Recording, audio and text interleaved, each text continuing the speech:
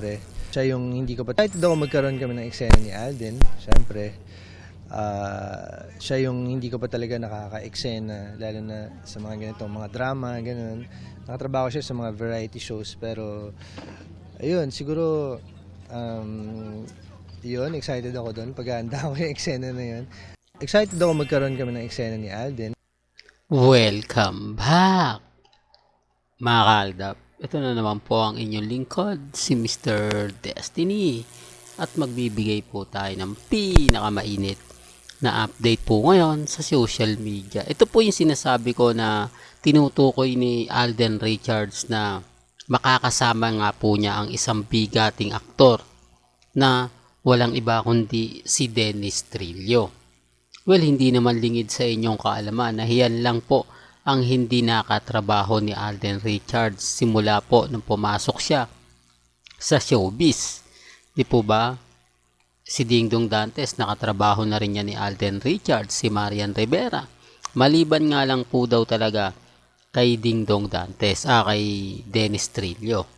Ito po kasi yung interview na nakaraan na sinasabing magkakaroon nga po raw ng bagong kaasampulang araw. At yun nga po, ang tinutukoy nga po pala niya ay si Dennis Trillo. Na kung saan na naman po, pagdating sa mga interview, talagang laging pinag-uusapan si Alden Richards. Kaya nga sabi ko sa inyo, sino nga po ba yung hindi makakalimot sa pangalan ni Alden kung lagi po itong nababanggit at lagi po itong kumbaga pinag-uusapan, di po ba? Although sinasabi ng iba wala naman si Alden, pero pagdating sa mga interview, di po ba? Hindi pa na interview si David, si Barbie, di po ba? At lalo na pag in-interview si Sanya Lopez, di po ba? Alam nyo naman po na konting galaw ng GMA Kapuso, talaga naman pong dinidikit nila si Alden Richards. Totoo naman po yung sinasabi ko, di po ba? Dahil si Alden Richards lang po yung madalas mag-trending at madalas pag-usapan. Tapos nomidado na naman po ito sa Village People Awards. Doon pa lang mga kaaldab, masasabi mo na kumbaga maganda yung laging simula kay Alden. Ganun din naman po kay Mengay, di po ba? Kaya sa mga nagsasabi ng hindi daw pinag-uusapan, ayaw lang po nila, di po ba? Tama naman po yung mga ina-update natin. Tama naman po yung mga pinapakita natin, di po ba? Hindi lang nila tanggap na may mga bagay-bagay nga po mga kaaldab na mapapaisip ka rin.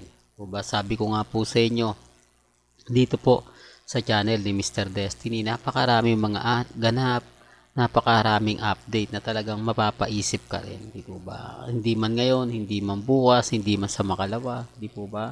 Yun lang naman po yung importante. Yun lang naman po yung lagi kong sinasabi at pinapaliwanag. Although yung iba galit na galit sa channel natin, inis na inis sa channel natin, normal lang po yan. Di po ba, hayaan nyo na lang po. Hindi naman pwede nating ipilit yung mga bagay-bagay na gusto nating sabihin at gusto nating ipaliwanag. Di po ba? At least dito alam po ninyo na kung gaano nga po ba kasikat si Richard Polkerson dahil hindi siya pwedeng mawala pagdating sa mga interview na kahit hindi po siya ang pinag-uusapan, siya pa rin po ang magiging topic sa bandang huli. Di po ba? Real talk mga kaaldab, kaya nga po ng interview ng 24 oras. Pero bago nga po pala natin ituloy itong magandang update natin, kung bago ka lang sa channel na to, at isa kang true-blooded Aldab Nation na nagmamahal kina Mengay at Isoy, tama po ang channel na pinuntahan mo, kaya consider na po kitang bagong subscriber. At huwag mong kalimutang i-share ang mga video po natin sa mga mami, sa mga titas at sa mga senyor. Balikan naman po natin si Maine Polkerson at ang bench. Gaya nga po ng sinabi ko, wala pong konkretong ebidensya at resibo na may lumabas na nga pong statement kung bakit wala po si Mengay sa nakaraang pong bench event. Di po ba? Lahat po yun haka-haka lang.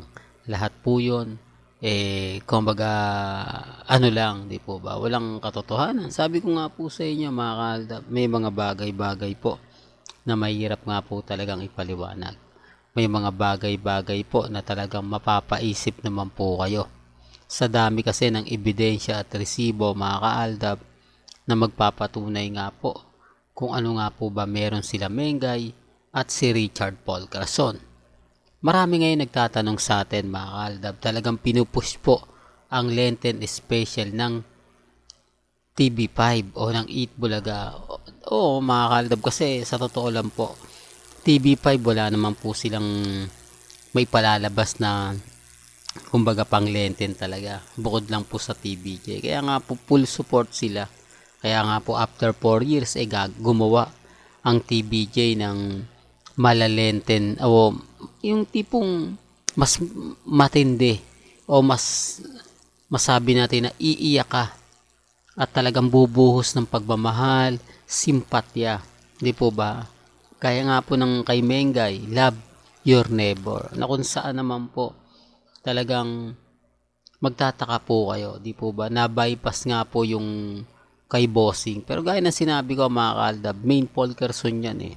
Di po ba? Habang lumalapit po ang mahal na araw, talaga naman pong lumalapit din at nagtitrending din po si main Paul Carason. Patunay lang po yan kung gaano nga po ba talaga kalakas sila Mengay at si Alden. Di po ba? Lalo na po pagdating sa Instagram, sa Facebook at sa website. Kaya nga po silang dalawa ginagamit eh.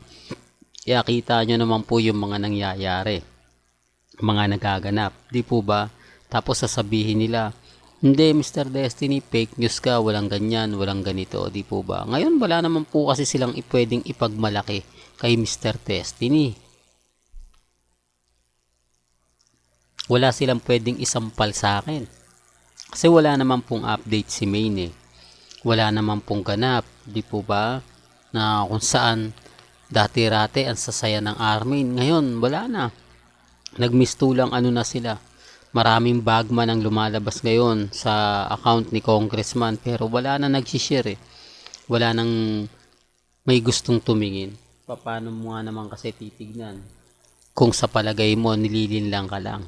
Halatang ginagamit ka lang, di po ba? Imbis na mag-post siya, pabor sa kanila ni Mengay, hindi niya ginagawa. Tapos maraming mga nagsasabi na sa taping, andon daw magkakasama, pero ni isang photos, wala naman po tayo makita.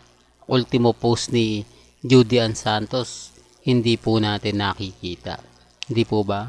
Well, hanggang dito na lang po ang ating latest updates. Kaya kung gusto nyo pa po ng pinaka-latest at sariwang update, abay tumutok lang po kayo dito po sa channel ni Mr. Destiny para updated po kayo sa mga latest at sa mga bagong video po na ilalabas po natin maya-maya lang.